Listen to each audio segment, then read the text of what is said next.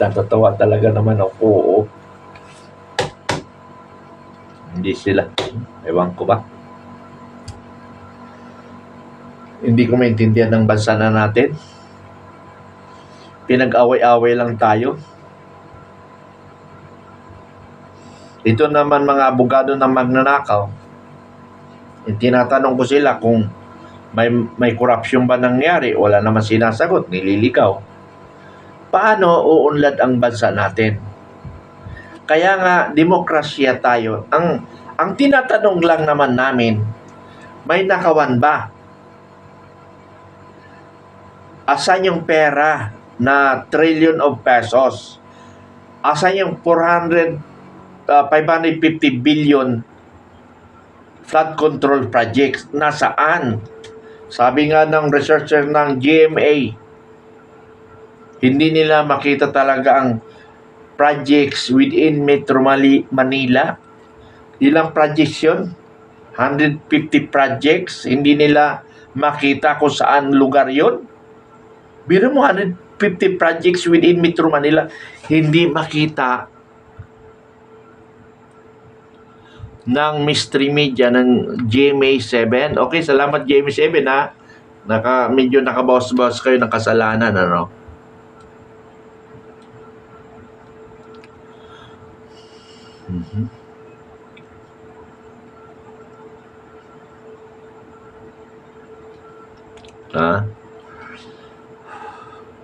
Wala na akong masabi.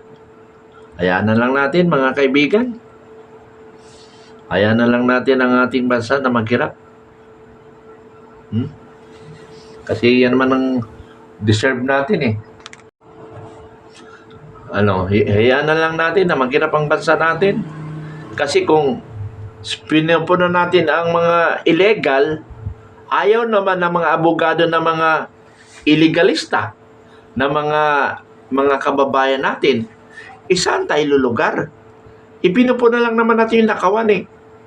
Tapos sasabihin, why not to wait di 2028? Kasi nga hindi nga namin mahintayan 2028 because baka by 2028 wala nang budget ng Pilipinas. Sabi niya, no more budget eh, huwag na tayo mag-eleksyon. Ay, patay ngayon, di ba?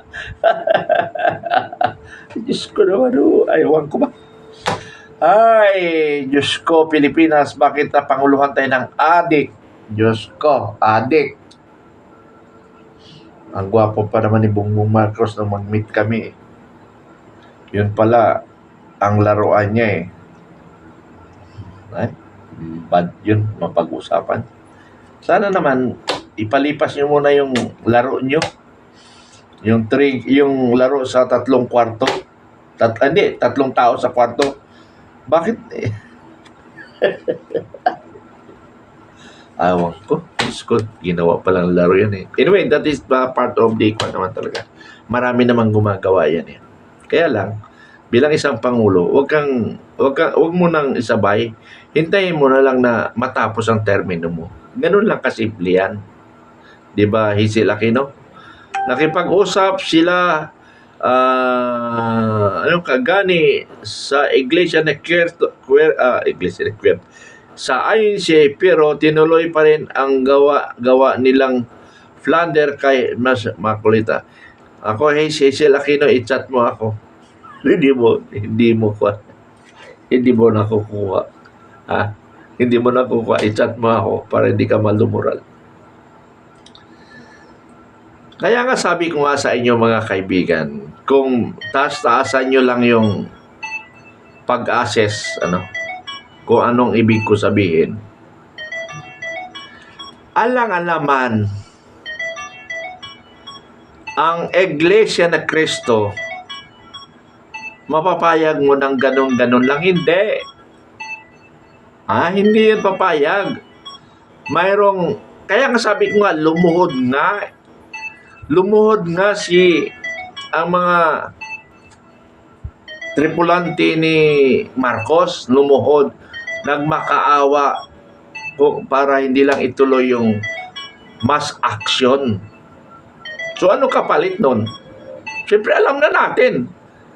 So alam na natin, ibig sabihin yan, Sir Mitran, if there is really so way and he is still there is a lot will not be able to stay in the office. Wag i-chat no lang ako kasi nga malalim ang ating kaisipan, no?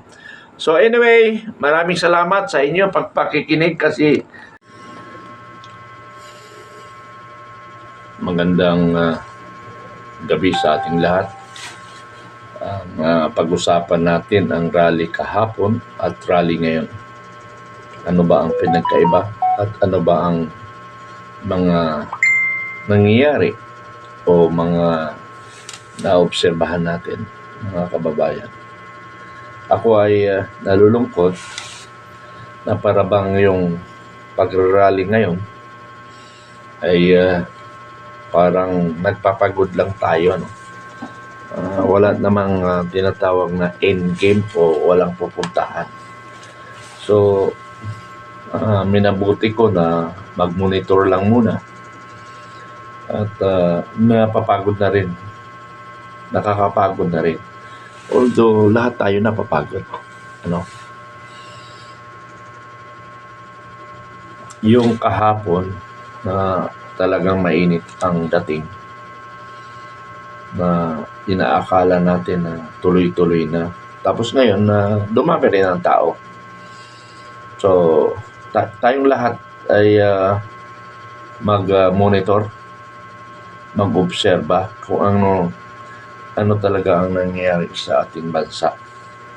Pero para sa akin, ako ay nalulungkot dahil sa kagustuhan ko na mababago natin ang sistema ng Pilipinas, ang lalo na ang politika.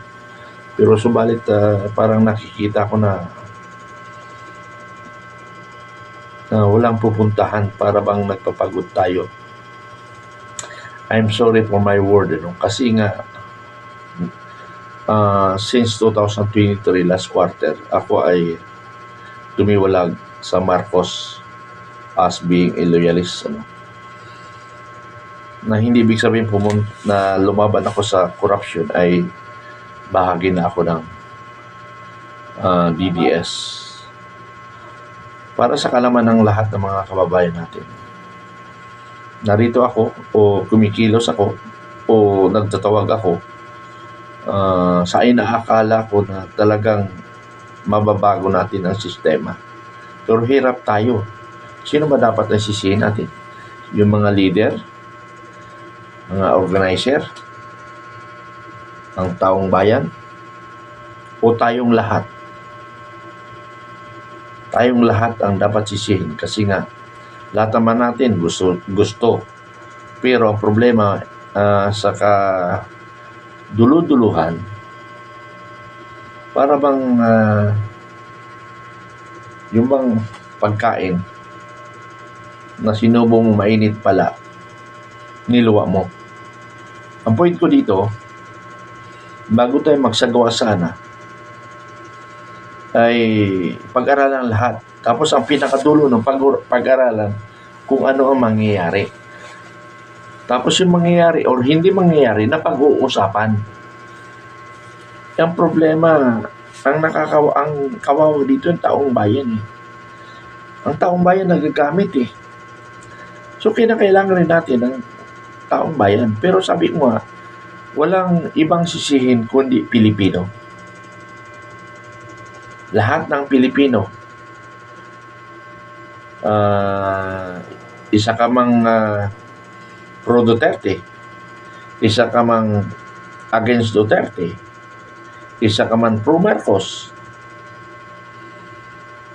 Kung ang layunin natin ay babaguhin ang sistema, huwag yung tingnan ang politika.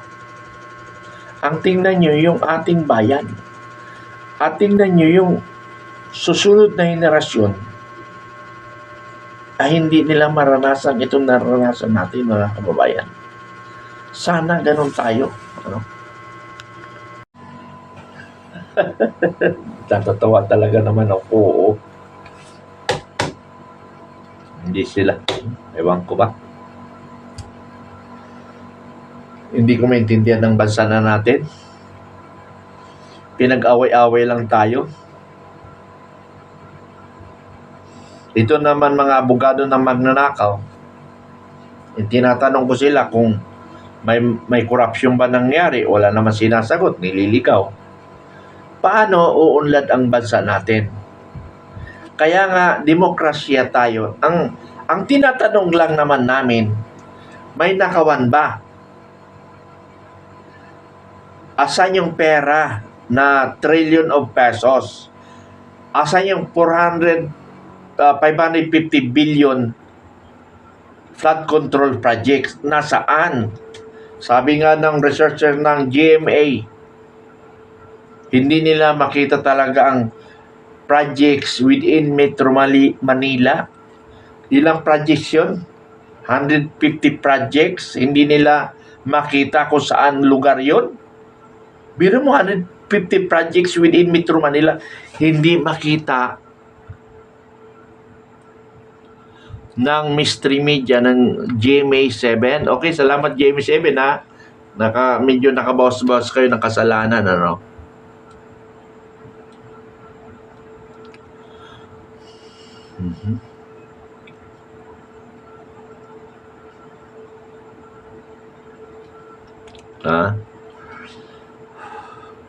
Wala na akong masabi. Hayaan na lang natin mga kaibigan. Hayaan na lang natin ang ating bansa na maghirap. Kasi yan naman ang deserve natin eh. Yes, magandang gabi sa ating lahat. Sa lahat ng Pilipino na lumalaban sa korupsyon, So, ito, bukas, handa na tayo. Handa na tayo bukas. 28 June 2026, 2 p.m. sa Corinthian Gate, harap ng Gate 5 ng Camp Aguinaldo. So, makita-kita tayo bukas doon at mag-grupo tayo.